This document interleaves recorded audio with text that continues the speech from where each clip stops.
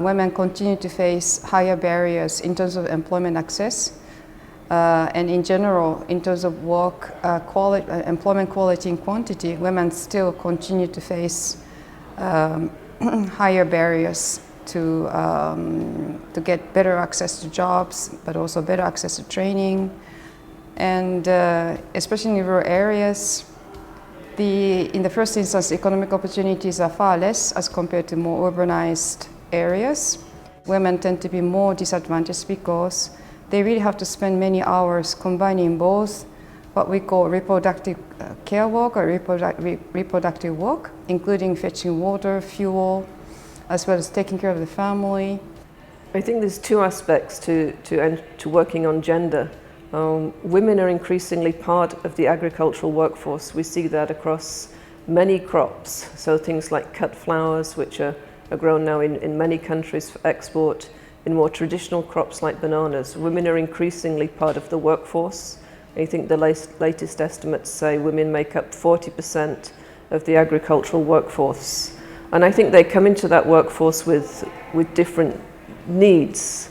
We need to look at, in particular, that women have access to their maternity rights, but also that in the workplace they're not subject to discrimination, they're not subject to sexual harassment. So there are many issues for rural women workers, but I think also for us as trade unions, it's important that we train women, that we have women in leadership positions, and that we take up these issues in our collective bargaining with companies, and that we also work with governments to ensure, for instance, that maternity protection, maternity rights are available to all women in rural areas.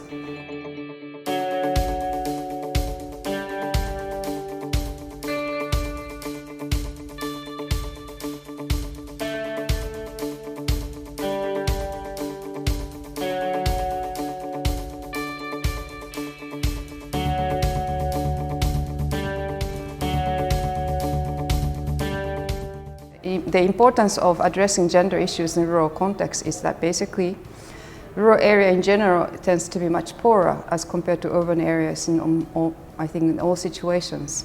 And in that context, women also even are facing higher poverty, most likely higher informality, and also higher decent work deficits as compared to men in rural contexts.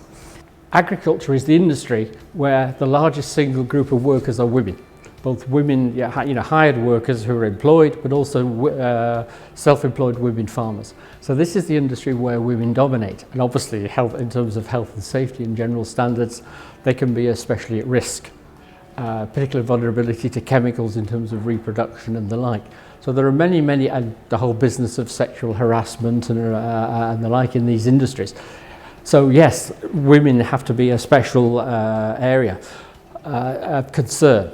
So in this context, it is very important to make sure when you design a policy and programs, you really have to gender analyze and do the gender dimension, gender dimensions of the context, socioeconomic, but also political context, where your policy, program, or projects are targeted. When you undertake research, you have to make sure that gender dimensions are taken into account in the research questions or even the research undertaking. We need to give guidance to make sure that the gender equality but non-discrimination issues are fully integrated. The statistic on informal workers being women are very high. In some of the countries they are much higher than for men. So it means that formalization might have a young face or a young woman face, which is something also that is very important to highlight when addressing or developing policies for the formalization of the informal economy, to highlight also that there are some groups, rural workers, women, young people, who need specific approaches.